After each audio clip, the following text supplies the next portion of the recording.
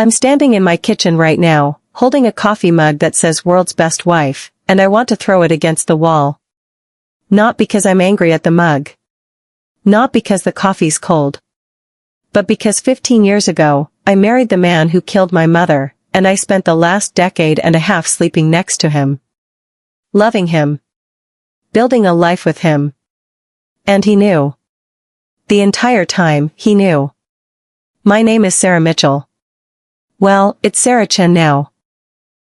I changed it when I got married because I thought I was starting fresh, building something beautiful from the ruins of my tragic childhood. Isn't that poetic? I literally erased my mother's name to take the name of her murderer. But let me back up. Because this story doesn't start in my kitchen with a stupid coffee mug. It starts 23 years ago, on a Tuesday that felt like any other Tuesday, until it became the Tuesday that split my life into before and after. I was 12 years old when my mother died. The official report said it was a hit-and-run accident. November 18, 2002. 7:47 p.m. She was walking home from the grocery store, just 3 blocks from our apartment in Brooklyn, when a car struck her and kept going. The impact threw her 15 feet. She died before the ambulance arrived. I remember the texture of the police officer's jacket when he came to our door. Rough. Standard issue polyester that scratched against my cheek when I collapsed into him, not understanding yet that the words he was saying meant I would never see my mother again.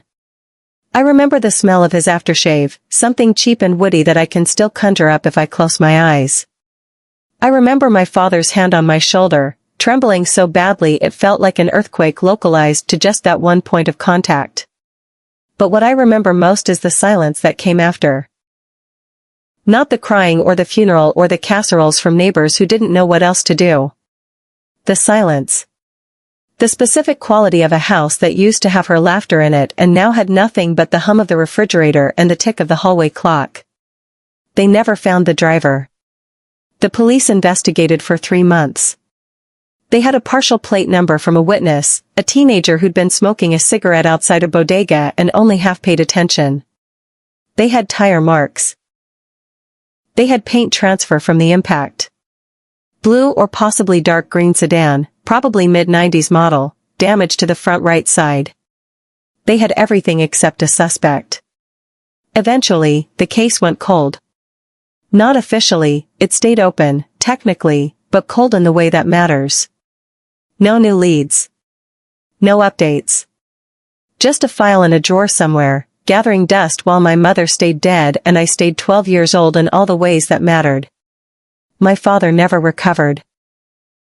I need you to understand that before we go any further. Thomas Mitchell was a good man, a great man, before November 18, 2002. He was a high school English teacher who read poetry aloud at breakfast and did terrible impressions of his students that made my mother laugh until she couldn't breathe. He coached Little League on weekends. He once spent an entire Sunday helping our elderly neighbor Mrs. Chen fix her toilet because her landlord wouldn't return her calls. After my mother died, he became a shell. Not in the dramatic way you see in movies, where people trash their houses or start drinking or scream at God. Quieter than that. More devastating than that. He just dimmed. Like someone had turned down the brightness on his soul until there was barely anything left but the faintest outline of who he used to be. He kept teaching. He kept coaching. He kept paying the bills and making sure I ate vegetables and asking about my homework. But when I looked into his eyes, there was nothing looking back. He was performing the actions of being alive without actually being alive, going through the motions because that's what you do when you have a daughter who still needs raising.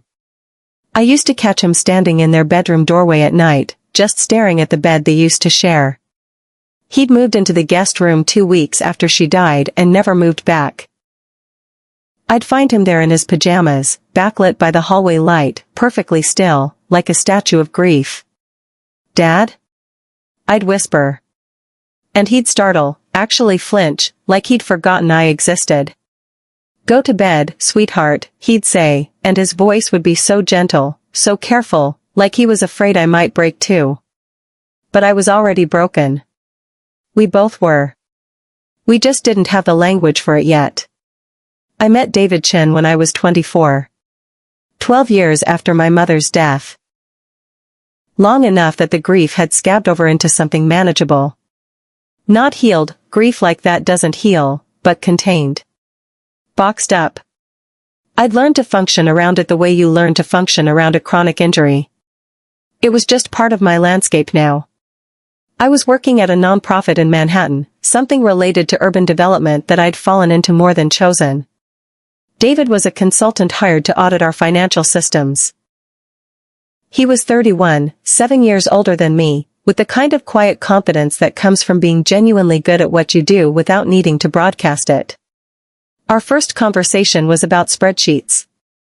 Romantic, right? But there was something about the way he listened when I talked. Really listened. Not the performative nodding people do while waiting for their turn to speak, but actual engagement. His eyes would track my face while I explained the nonprofit's funding model, and he'd ask follow-up questions that proved he'd absorbed every detail. "You're really good at this," he said after our third meeting, when I'd just spent 40 minutes walking him through 5 years of budget reports. "At talking about spreadsheets?" I laughed. "At caring." He said it simply, matter-of-factly, like he was commenting on the weather. "A lot of people in this field just see numbers. You see the people behind the numbers." Something in my chest cracked open just a little bit when he said that. We started dating 3 weeks later. He took me to a Thai restaurant in the East Village that had Christmas lights strung up year-round and a cat that wandered between tables. We talked for 4 hours. I learned that he'd grown up in Queens, that his parents had immigrated from Taiwan in the 80s, that he had a younger sister who taught 4th grade and sent him memes he didn't understand but tried to laugh at anyway. He learned that I'd lost my mother young. I told him the basics: hit and run, never solved, father who never recovered.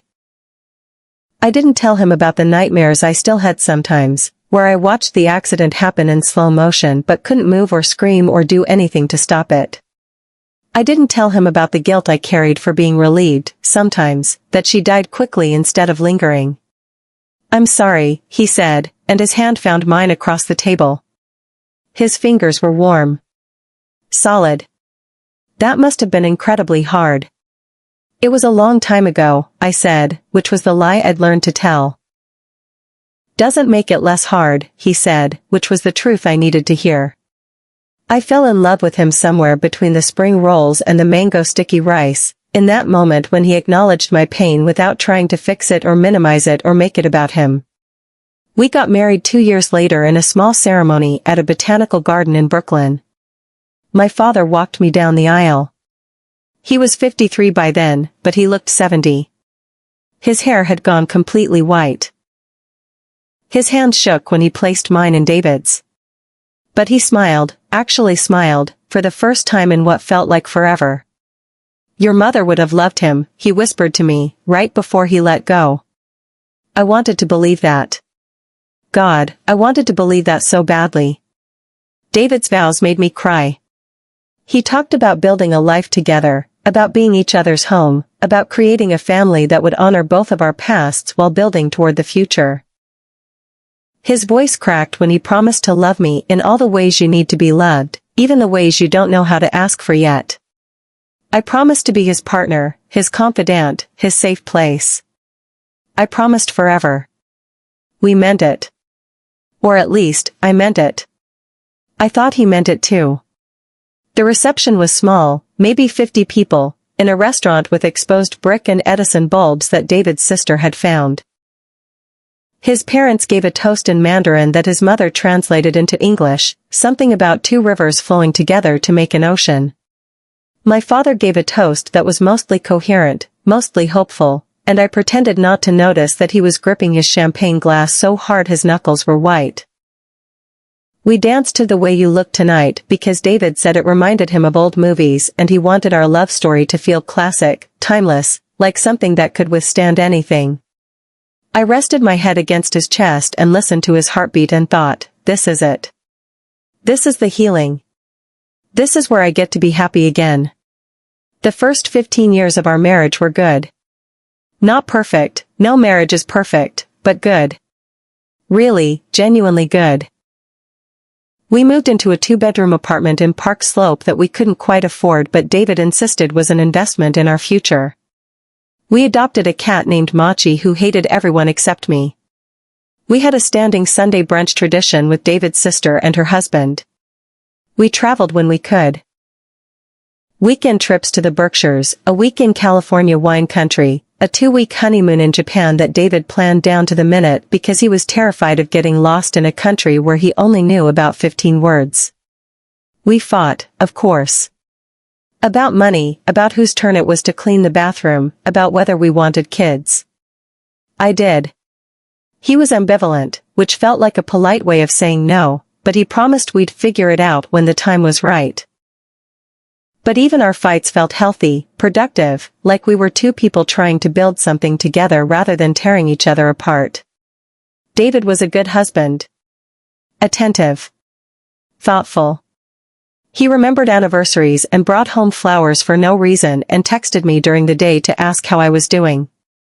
When I got promoted at work, he made a 3-tier cake from scratch. It collapsed on one side and tasted vaguely like soap, but he'd tried, and that mattered.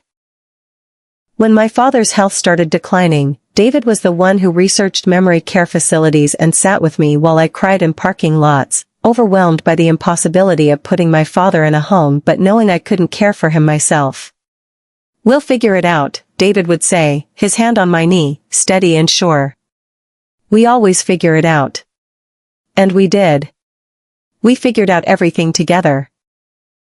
Until the day I opened his email by accident and figured out that my entire marriage was a lie. It was a Tuesday.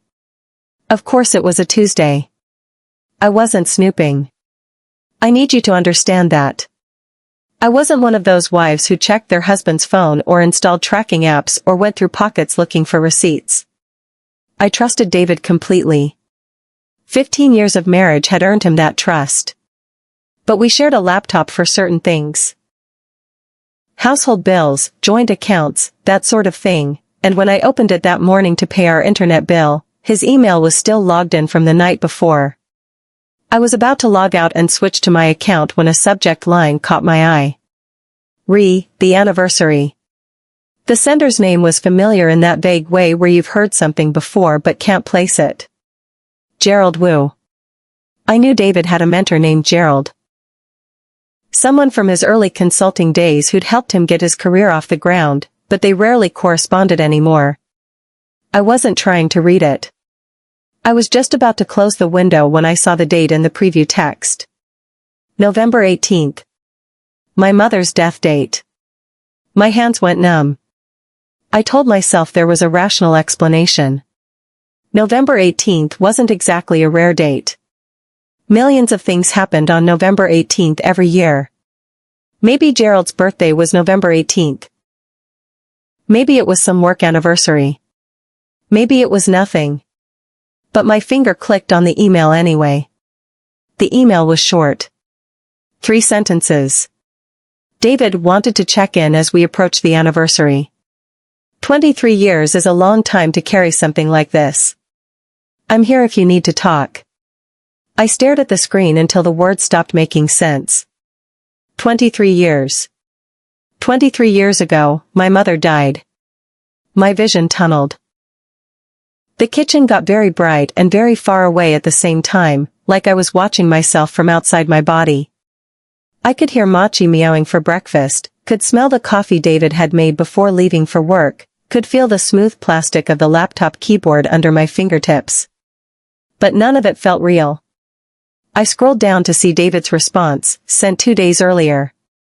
Gerald, I appreciate you reaching out. Some days are harder than others, but I've made my peace with it. S doesn't know and never will. That's how it has to be. Thanks for checking in. S. Sarah. Me. I read the emails 3 times. 5 times. 10 times. The words didn't change. The meaning didn't change.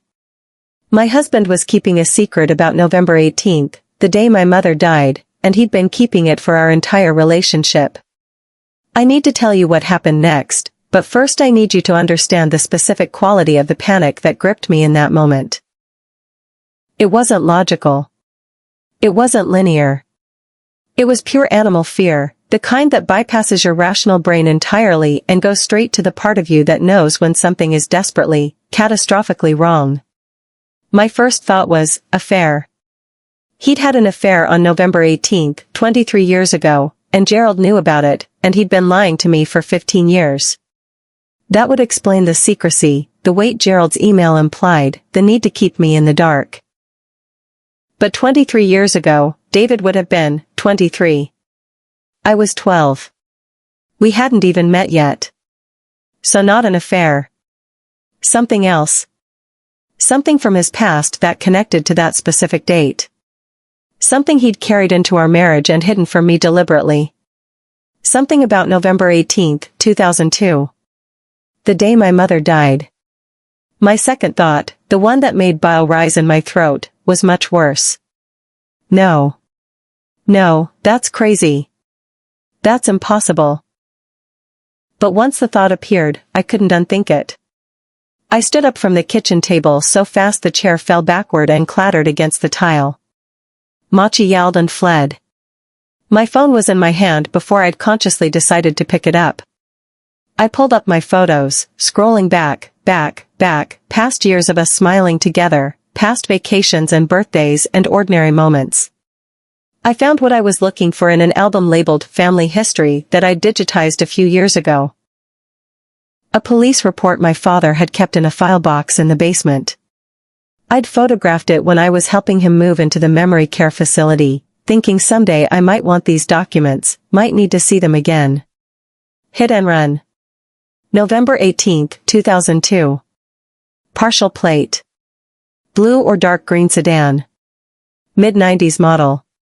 Front right damage. I zoomed in on the partial plate number. For probably 8-something-K-something-7. My hands were shaking so hard I could barely hold the phone. I opened a new browser window on the laptop. Typed, New York DMV records search. Nothing. Everything was behind paywalls or required credentials I didn't have.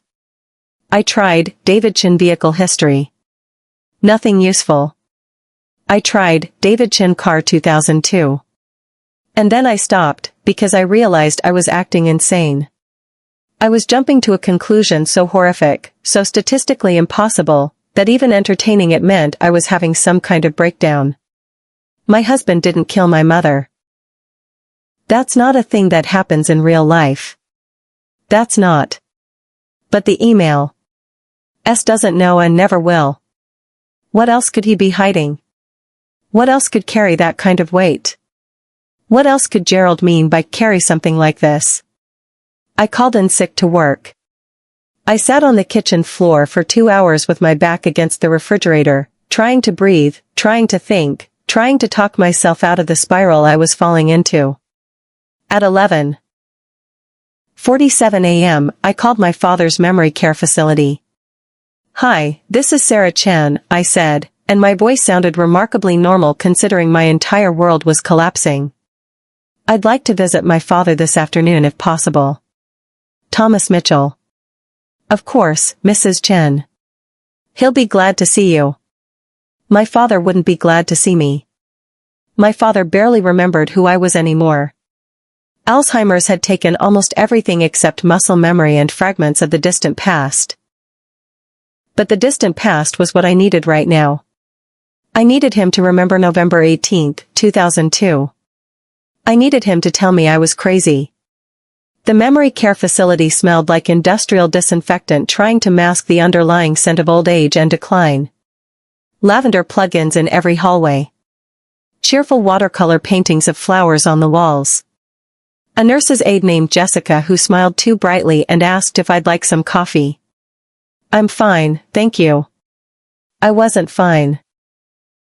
I hadn't been fine since 11:23 that morning when I'd read an email that implied my husband had been lying to me about something connected to my mother's death. But you smile and say you're fine because that's what you do when you're holding yourself together with duct tape and willpower. My father was in the common room, sitting in his usual chair by the window. He was thinner than the last time I'd seen him, 3 weeks ago? 4, and his hair needed cutting. He was wearing a cardigan I'd bought him for Christmas 2 years ago, one of the few items of clothing he hadn't lost or ruined yet. "Hi, Dad." He looked up at me with eyes that might have held recognition or might have just been reflecting light. It was hard to tell anymore. "Hello," he said politely. The way you'd greet a friendly stranger. "It's Sarah. Your daughter." "Yes." But the word was empty. A sound he'd learned to make in response to people who looked at him expectantly. I sat down in the chair next to him. Through the window, I could see the facility's garden. Brown now, in late November, everything dead or dormant. A few sparrows picked at the ground near a bird feeder. "Dad, I need to ask you about Mom." Something flickered across his face. Not understanding, exactly. More like the echo of an emotion his brain could no longer fully process but his body remembered anyway. "Mom," he repeated. "Yes. Mom. Eleanor. Your wife. Do you remember her?" "Eleanor." He said her name like he was tasting it. Testing the shape of it in his mouth. She liked yellow. "Yes." My throat tightened. She did. She liked yellow flowers. Sunflowers especially. "Sunflowers," he agreed, nodding, pleased with himself for remembering. "Dad, do you remember what happened to her? Do you remember November 18th? The nodding stopped.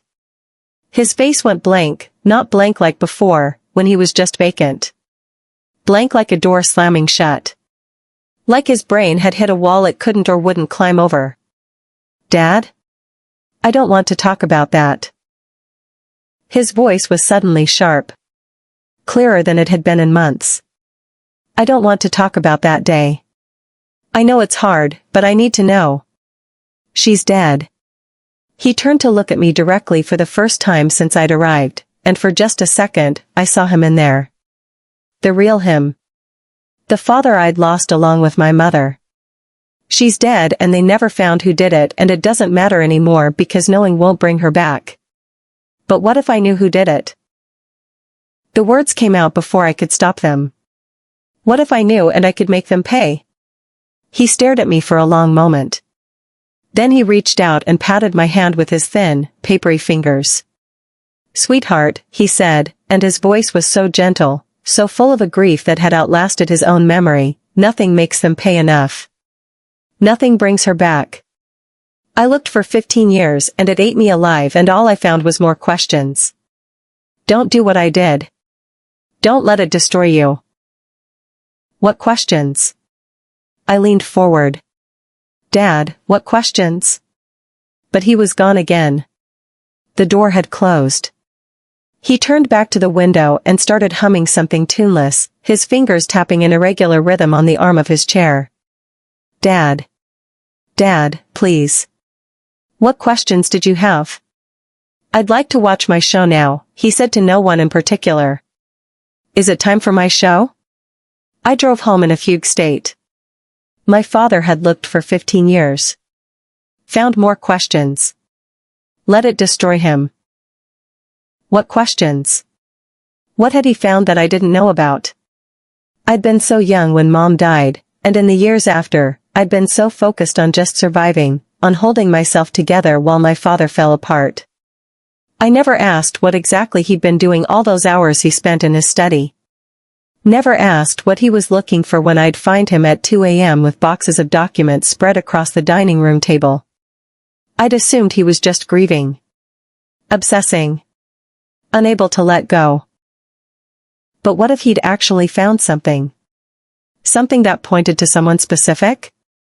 Something he couldn't prove? The apartment was empty when I got home. David wouldn't be back until 6. I had 4 hours. I went straight to our bedroom closet. David wasn't a pack rat, but he kept some boxes from before we met, college textbooks, old tax returns, photo albums from his childhood. I'd never had any reason to go through them before. They were his past, and I'd always believed that people were entitled to their pasts without their spouses excavating them. But that was before. Before S doesn't know and never will. Before 23 years is a long time to carry something like this. I pulled down the boxes one by one and sat on the bedroom floor surrounded by the debris of my husband's life before me. Tax returns from 2000, 2001, 2002. I flipped to 2002. Held my breath as I scanned down the pages. There. A vehicle registration deduction. 1995 Honda Accord. Blue. Blue. My hand started shaking again. No. Lots of people had blue Honda Accords in 2002. It was one of the most common cars in America. This didn't mean anything. This was just. I kept digging. Photo albums. David as a teenager, awkward and skinny. David at his college graduation. David with friends whose names I didn't know at bars I'd never been to. David next to cars at various points in his 20s. And there. A photo dated September 2002. 2 months before my mother died. David standing in front of a blue Honda Accord with visible damage to the front right side. He was smiling. The photo was captioned in his handwriting, "Got in a little fender bender." Car still runs great though. The photo was creased, like it had been folded and unfolded many times. I stared at it until the image burned into my retinas. Front right damage. Blue Honda Accord. September 2002. 2 months before my mother was killed by a blue sedan with front right damage. I want to tell you that I immediately called the police.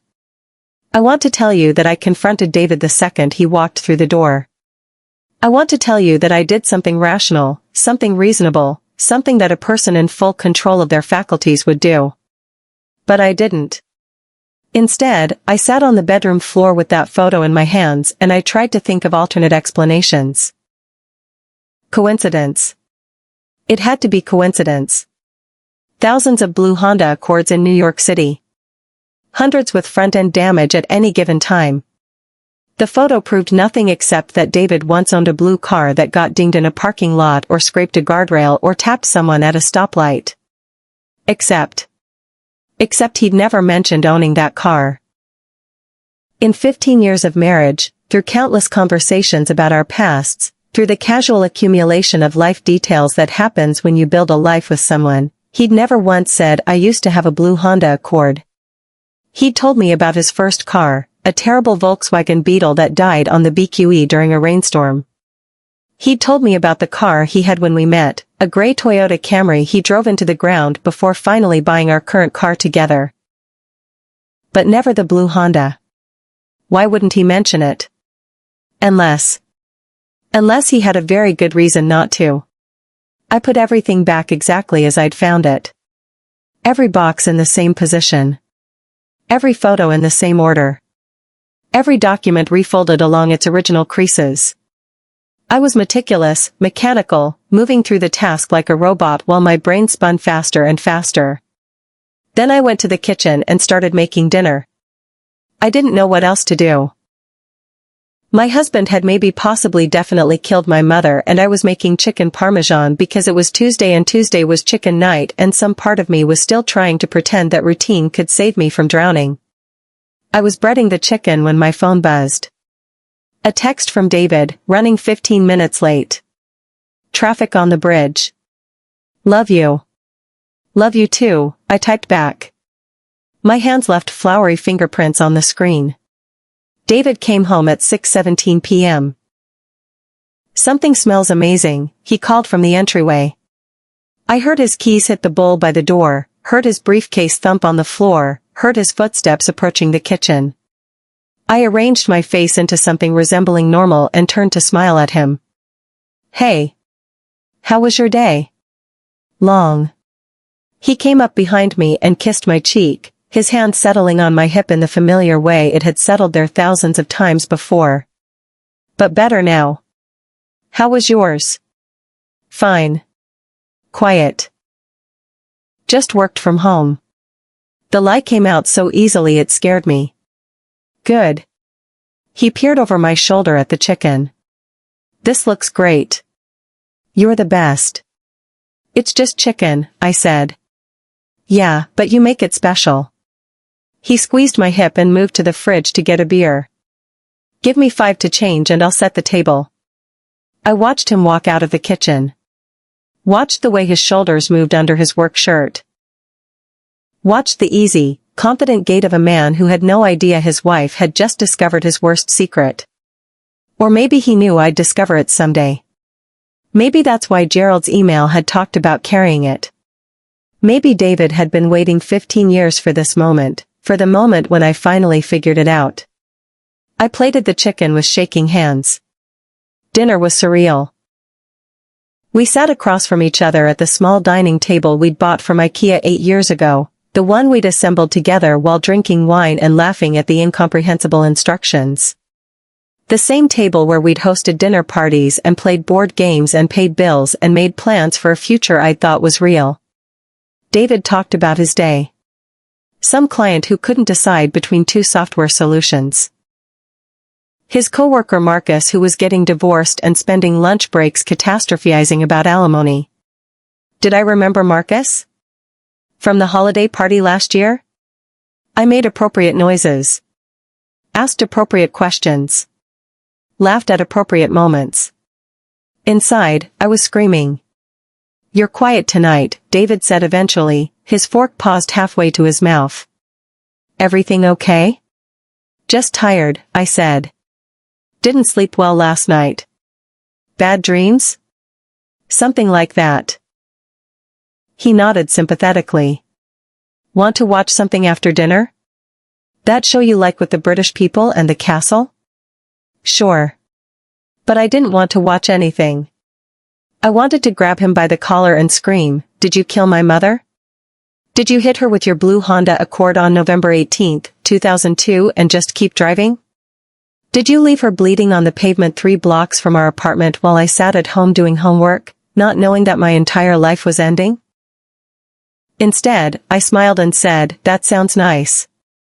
We didn't watch the show. Halfway through clearing the table, I excused myself to the bathroom and locked the door and sat on the edge of the tub with my head between my knees, trying not to hyperventilate. I couldn't do this. I couldn't sit next to him on the couch and pretend everything was normal. I couldn't let him touch me. I couldn't look at his face without seeing my mother's broken body. I needed proof. Real proof, not just a photo of a blue car with pre-existing damage. Something concrete. Something that would make the police reopen the case. Something that would make David confess. But how? I pulled out my phone and searched, how to access old police records New York. Then, can DNA evidence be retested in cold cases? Then, statute of limitations vehicular manslaughter New York. No statute of limitations for leaving the scene of a fatal accident. If he did it, he could still be prosecuted. If I could prove it. I came out of the bathroom 12 minutes later, my face washed, my expression carefully neutral. David was on the couch, his laptop open, responding to work emails. He looked up when I entered and smiled. That smile. I'd loved that smile for 15 years. Thought it was one of the most beautiful things about him, the way his whole face softened when he looked at me, like I was the best part of his day. Now it looked like a mask. "Hey," he said. "Feeling better?" "Yeah. Just needed a minute." "Come here." He patted the couch next to him.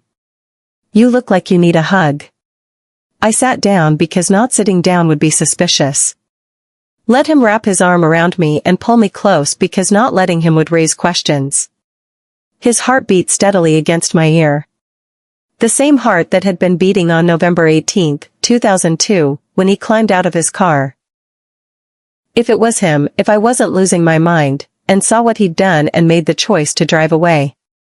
"I love you," he murmured into my hair. "I love you too," I whispered back. Another lie. Or maybe not a lie. Maybe I did still love him. Maybe you don't just stop loving someone the instant you suspect them of the worst thing imaginable. Maybe love is more stubborn than that. More foolish. That night, I couldn't sleep. I lay in our bed. The bed we'd shared for 15 years, the bed where we'd made love and fought and reconciled and dreamed, and listened to David breathe beside me. His breathing was slow and even. The breathing of someone with a clear conscience.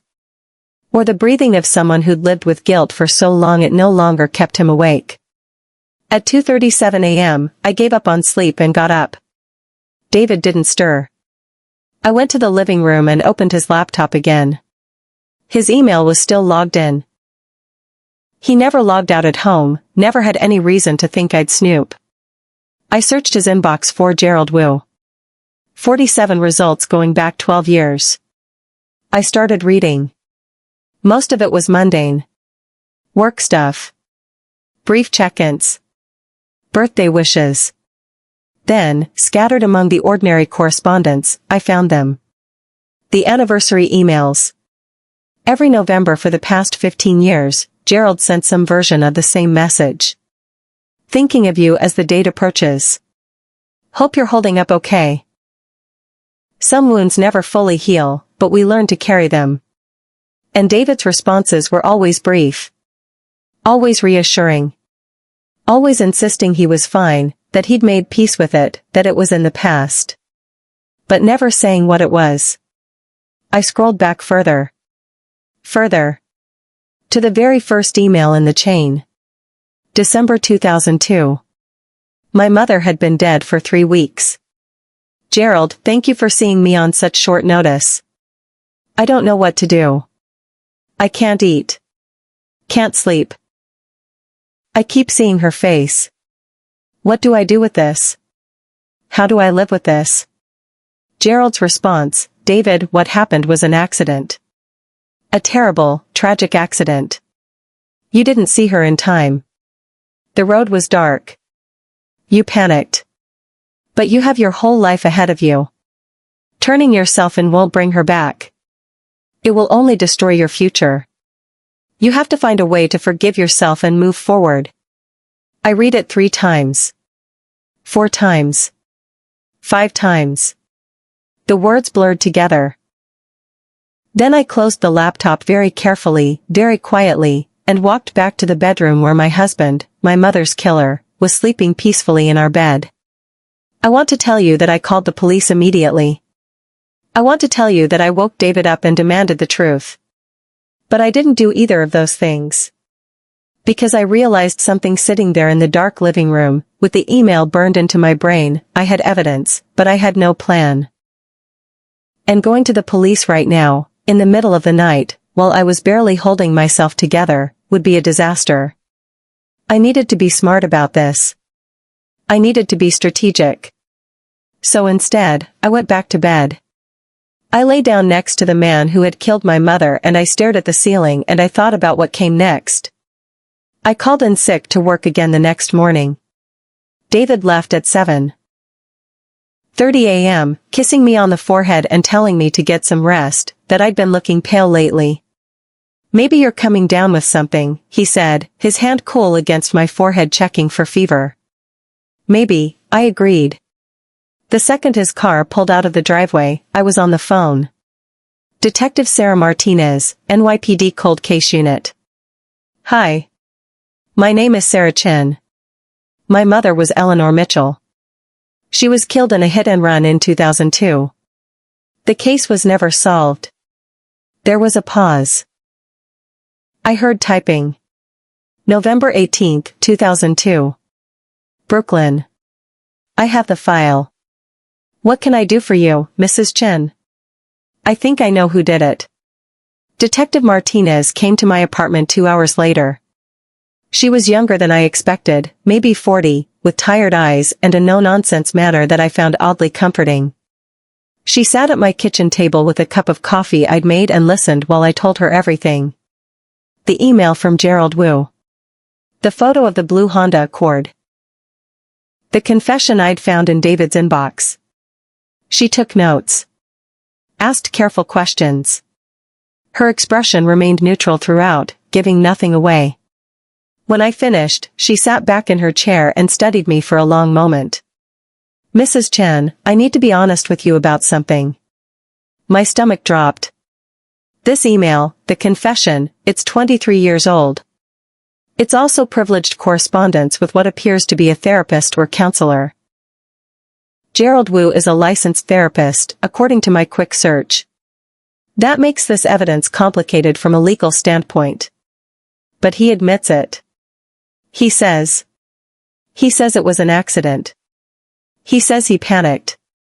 He doesn't explicitly state that he hit Eleanor Mitchell.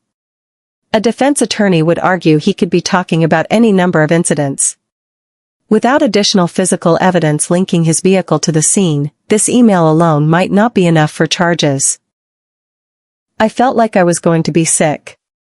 So what do I do? We reopen the investigation. We bring Mr. Chen in for questioning. We see if we still have the physical evidence from 2002, the paint samples, the tire marks, and we test them against his vehicle, if he still has it. He doesn't. He sold it years ago. Then we look at his financial records from that time. See if there were any suspicious repairs done to his car in the days following the incident. We build a circumstantial case. But Mrs.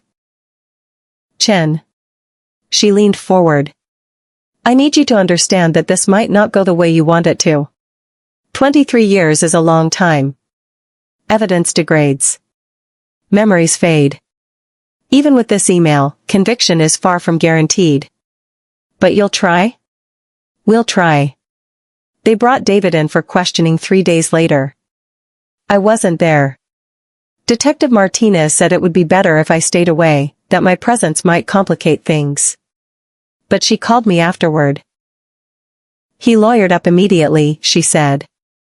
Didn't say a word except to ask for representation.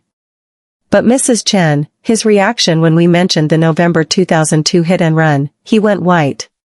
Completely white. That's not the reaction of an innocent man. So what happens now? Now we dig. We pull every record we can find. We track down anyone who knew him back then. We talk to Gerald Wu, though he'll likely cite therapist-patient privilege. We make the case. How long will that take? Months, possibly. These things don't move quickly. Months. I had to live in this limbo for months. David came home that evening. I'd been sitting on the couch, pretending to read a book, actually just staring at the same page for 2 hours. When I heard his key in the lock, every muscle in my body tensed. He walked in slowly. Stood in the entryway. Looked at me. You know, he said. It wasn't a question. Yes. We stared at each other across the living room. The space had never felt bigger. He looked old suddenly, despite being only 48. Old and broken and nothing like the man I'd married. Are you going to let me explain? Does it matter? My voice was surprisingly steady. Will explaining change what you did? No. He sat down heavily in the armchair across from me. Not on the couch. Maintaining distance. No, it won't change anything. But I need you to understand. You need me to understand? The laugh that came out of me was sharp, jagged. You killed my mother and married me and lied to me for 15 years, and you need me to understand? It was an accident, Sarah. I swear to God, it was an accident. Then why didn't you stop? Why didn't you call an ambulance? Why didn't you? My voice cracked. I would not cry in front of him. I would not give him that. I panicked. His voice was barely above a whisper. I was 23 years old. I'd had 2 beers at a work thing. Not enough to be drunk, but enough that I knew I'd fail a breathalyzer. And the road was dark, and she stepped out so suddenly, and I hit the brakes but it was too late, and I didn't think. I just drove. And then I was home, and I was sitting in my car in my parking spot, shaking, and I thought about calling the police but I was terrified, and the longer I waited the worse it got, And then it had been an hour, and then it had been a day, and then it had been a week, and I couldn't. He put his head in his hands. I never meant for any of this. I never meant to hurt anyone. And then years later, I met you, and at first I didn't know. I swear, Sarah, I didn't know. Your last name was different. You never talked about your mother's death in detail. It wasn't until we'd been dating for 6 months and you showed me a photo of her that I realized. And by then I was already in love with you. So you just decided to keep lying? I decided that telling you would only hurt you more. That you'd already lost your mother. You didn't need to lose the man you loved too. I thought I could make it right by loving you perfectly. By being the best husband I could be. By giving you the life your mother would have wanted for you. You don't get to decide what my mother would have wanted. I was on my feet now, shaking with rage. You don't get to kill her and then presume to honor her memory by lying to her daughter for 15 years. I know. His face was wet with tears. I know, and I'm sorry. I'm so sorry. I have been sorry every single day of my life since it happened. But Sarah, please, you have to believe me, I loved you. I love you. Everything between us was real. Get out. Sarah. Get out of my apartment. Get out of my life. I can't look at you. I can't. The sob finally broke free, ripping out of my chest. You were sleeping next to me. You were inside me. You were the person I trusted most in the world, and you killed my mother, and you knew, and you let me love you anyway, and I can't. Where should I go? I don't care. Hotel. Friend's place. Hell, for all I care. Just get out. He stood slowly. Moved toward the bedroom, presumably to pack a bag. Don't take anything except clothes and your toiletries, I said to his back. Everything else stays until the lawyers sort it out. He nodded without turning around. 20 minutes later, he was gone. The criminal investigation took 8 months. 8 months of depositions and evidence reviews and forensic analysis. They found records of David selling his Honda in December 2002, immediately after my mother's death, to a junkyard in New Jersey for cash. Suspiciously quick disposal of a vehicle he'd previously said ran great. They tracked down the junkyard, but the car had been destroyed in 2004. No physical evidence to test. They interviewed Gerald Wu, who did indeed cite therapist-patient privilege but whose refusal to deny that David had confessed to vehicular manslaughter spoke volumes. They interviewed David's friends from that time, several of whom remembered that he'd been really messed up and paranoid about something in the weeks following November 2002. They interviewed me about the email, the photo, the confession. In the end, the district attorney's office offered David a deal: plead guilty to criminally negligent homicide and leaving the scene of an accident. Serve 3 to 5 years. Or go to trial and risk a much longer sentence if convicted. David took the deal.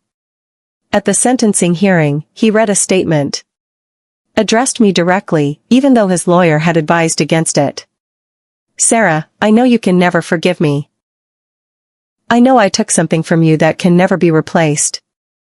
Your mother was a good person who didn't deserve what happened to her. You were a child who didn't deserve to lose her mother. And you were a wife who didn't deserve to be lied to. I have no excuse for any of it. I can only say that I'm sorry, and that every good thing I ever gave you in our marriage was real. My love for you was real. I know that doesn't make it better. I know that doesn't fix anything. But it's the truth. I sat in the courtroom gallery and said nothing.